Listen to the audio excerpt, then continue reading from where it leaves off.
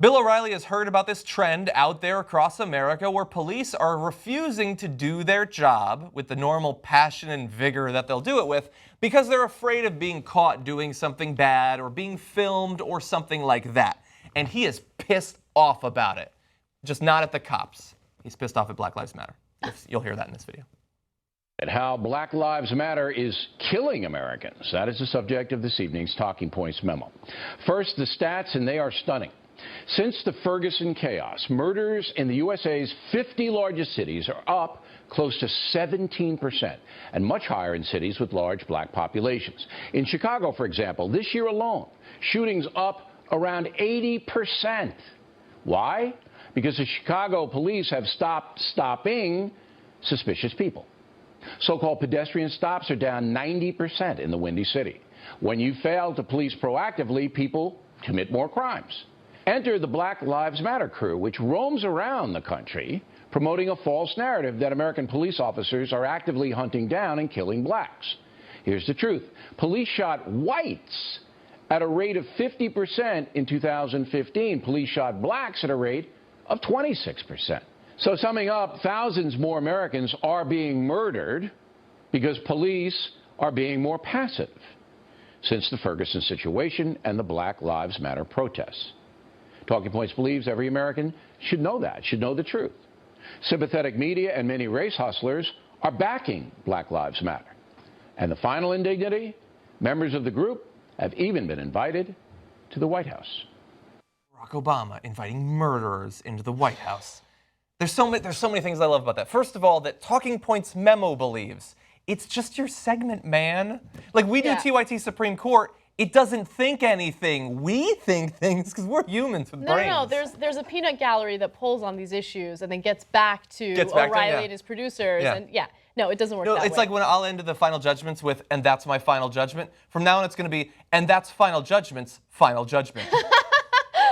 Oh my God. But anyway, he was throwing some bombs around there, so let's start to break them down. Yeah, okay. So I want you guys, for those of you who watched that segment and actually thought what he was saying is right, I want you to follow the logic of what I'm about to say.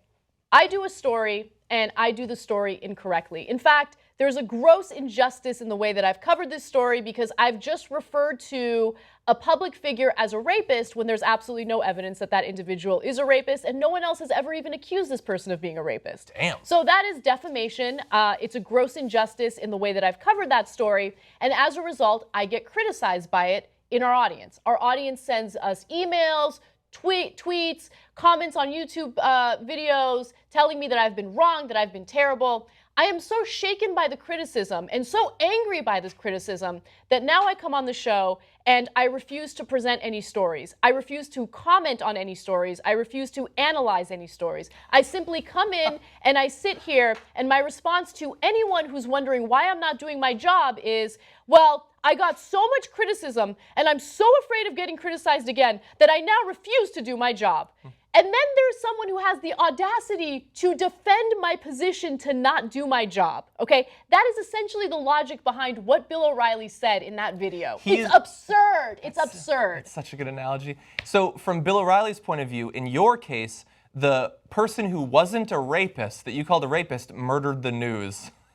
It's amazing. It's absurd. Here's the thing. Everyone, regardless of what you do for work, has responsibilities that you must carry out to the fullest extent. And a cop is no different, okay? The only difference with a cop is when someone gets shot in a way that is unlawful, someone dies, or in the very least is injured, right? And so we hold cops to a higher standard because they're oftentimes in life or death situations where they get to make decisions as to whether or not someone lives or dies. That's why they're held at a higher standard. They're also held at a higher standard because they're paid with our money. They are public officials, they're public servants. As a result, we are able to hold them accountable for their actions. Black Lives Matter is attempting to do just that. Not only are they raising awareness of the issue of police brutality and the fact that, you know, their own children are getting shot and killed when they're unarmed, they're bringing police brutality to a public forum and trying to do something to change that, okay? Everyone has responsibilities in their jobs. Everyone should be held accountable when they do something wrong, okay? Police officials are no different. It's that simple. Wow, that was the perfect response to the core of this, so I'm just going to turn to the statistics then, because that is exactly everything that I would have wanted to say. And you are 100% right. But I want to, first of all, he is literally, I think, maybe the only person in the country that uses the term race hustlers. It's not catching on, dude, okay? It's not going to happen. He thinks he's so clever. He thinks he's so clever. But I want to focus on some of the stats that he showed there, because I like statistics, I like data, but you can also use it to mislead. And that's what he's doing here. So he showed you there that the police, the way he worded it isn't even accurate, but he says the police shoot white people at a rate of 50% and black people at a rate of 25%. And so you see that and you say, oh my God, they're shooting white people twice as much as black people? Then what kind of problem could there possibly be for black people? First of all, you should be worried about them shooting all sorts of different types of people. Exactly. It doesn't matter if they're black or white. Exactly. He's hiding information from you. I mean, that sounds like race hustling to me, right? It does sound like race hustling, I think. I'm going to start using that. No, we don't think that. Cop Out thinks this is race hustling. But anyway, so they shoot white people at a rate of twice as often as black people. There are like 6 to 7 times as many white males as black males in this country, which means that they still shoot black people at a highly disproportionate rate. Also, by the way, the simple fact is that when you break down the socioeconomic status of different groups, there's more people, for a variety of reasons that we've broken down in various videos, like systemic racism, that African Americans tend to be at lower socioeconomic statuses. Those people tend to commit crimes at a higher rate. Those people tend to then get shot by cops at a higher rate. But he doesn't talk about socioeconomic status there. And then finally, when you actually break down, as I did in a recent final judgment, go back, it's like 3 or 4 final judgments ago, when you break down unarmed people being shot and killed by the police, it is wildly exaggerated that minorities of all cases, but especially blacks and especially black males, are far, far, far more likely to show up in that group than white people. White people do get shot because there's a shit ton of white people in this country and some of them commit crimes.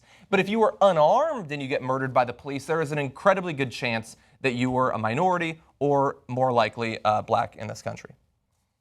All right, breaking down those. I'm really glad that you looked into those stats because, look, the vast majority of people who watch that segment aren't going to take those statistics in a skeptical way and try to analyze them and see whether or not they're right. They're just going to take them at face value. Yeah. And that's the frustrating thing, right? So oftentimes when you talk about the issues that those in a lower socioeconomic status are facing or those in minority communities are facing, you'll hear statements like, well, what about black on black crime, right? Mm-hmm. But you look at the stats and you see that white on white crime is just as much of a problem as black on black crime, right? And it's because these communities are close with one another. You know, white people are usually in communities with more white people. Black people are usually in communities with more black people. And so there's more violence among them as a result of that. But no one ever talks about that. You don't hear people trying to analyze what the reality is behind those types of statistics. Exactly. So I'm glad that you did that. Yeah, and just the sheer lack of empathy, not caring, like that this nationwide movement has developed.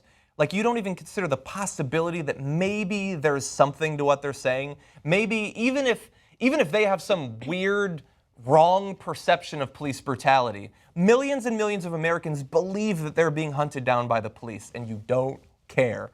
I just want to really fast throw to this second video, because generally when he has a segment where he criticizes a group, whether it's women or a minority group, he'll then have a member of that group on to tell him how right he is. And I was wrong in this case. He didn't do that, but here is the right after the talking points memo. I do think that's wrong. Okay.